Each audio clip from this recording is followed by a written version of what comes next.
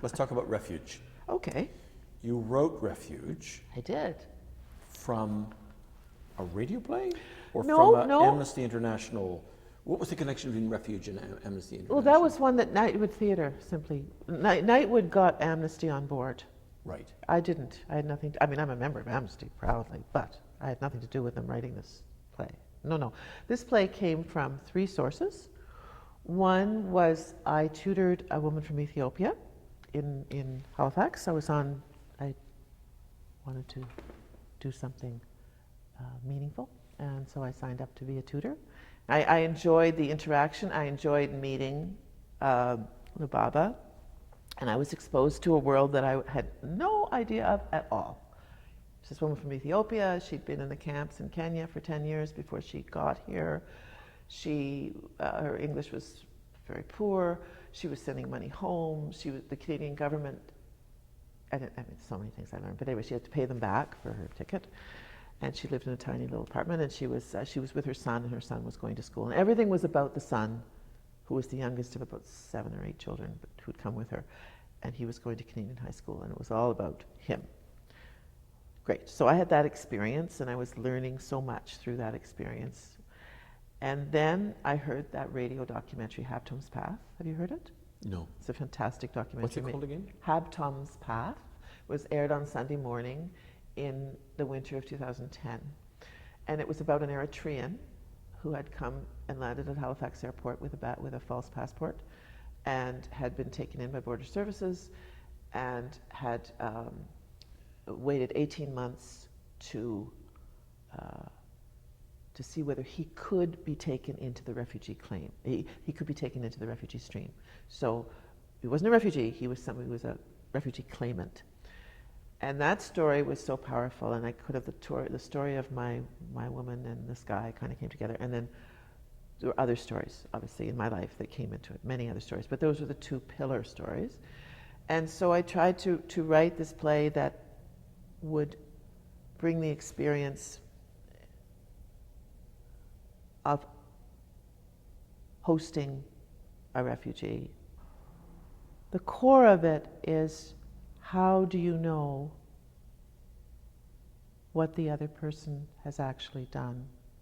And how do you move forward with the other? So in the story, the wife of the couple who was taking in the refugee claimant, her grandparents were killed in Air India. So she has this default kind of thing where she gets nervous. And the husband, and she's also had a relationship with the lawyer who blah, blah, blah. So it's people trying to figure out where they stand with this. And it's not about good guys and bad guys. It's not about, oh, you should do this, or we're bad people. Or it's really, how do you embrace the other when the very deepest part of our DNA is tribal, and we need to protect family. And so what you have is two goods. You have the good of family and the good of community, and they don't always line up. And that's the struggle.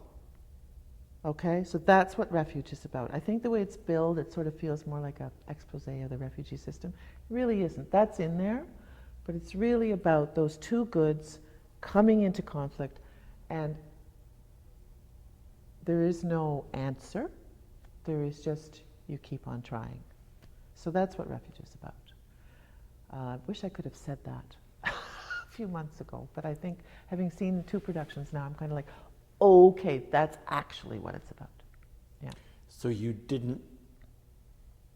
couldn't articulate it what was about when you wrote it, but your bones knew Oh, what I it was think in about. my bones I could. Yeah. Like in my bones I could, but it's one thing to have something in your bones, and another thing to actually be able to say it. I mean, I know that often as an actor, Yeah. you work on a play and Yeah. you do a scene, and then you play for 4 weeks, and Yeah. then someone says, I saw this in Yeah. the scene, and you go, and you recognize what actually you have been doing, exactly. but you haven't actually Exactly. seen. You don't start with the plan. You start with people interacting. And this is a Toronto production here at the Tarragon Backspace. Yeah. And looking at the two, your Halifax cast with Yeah. Hugh and the others, Yeah. and here, is there a we're not comparing them No. apples oranges, but is it different? This is the Toronto They scene. were very different productions, and it was exciting because I had Emma Tebaldo direct the premiere, and she did a beautiful job. She was in a real theater. She was in the Neptune studio, so she had height, and she had a balcony, and she had much more room to work in than Kelly, who's in that little tiny backspace. But she did things that were lovely, and I really liked that production. Things that that maybe didn't work as well as they should, and then this production is quite different, equally as lovely, but in a very different way, and in some ways a little bit clearer, I think. And that might be partly because I got to revise a bit, not a lot, but just tweak, tweak, tweak. There's so many stories in there that you really have to be so precise so that people don't get confused. And there's a lot of information.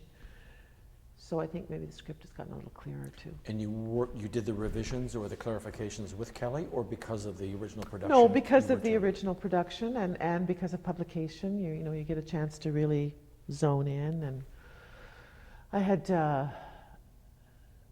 had some input from Kelly and some more input from Emma and some input from Sarah at the National Arts Centre. I had no shortage of input, but yeah, having had the production makes a big difference. How long did it take you to write it? Oh God. Well, I guess from start to finish, probably 3 years. And then, you know, continue to tweak and tweak and tweak for another couple of years.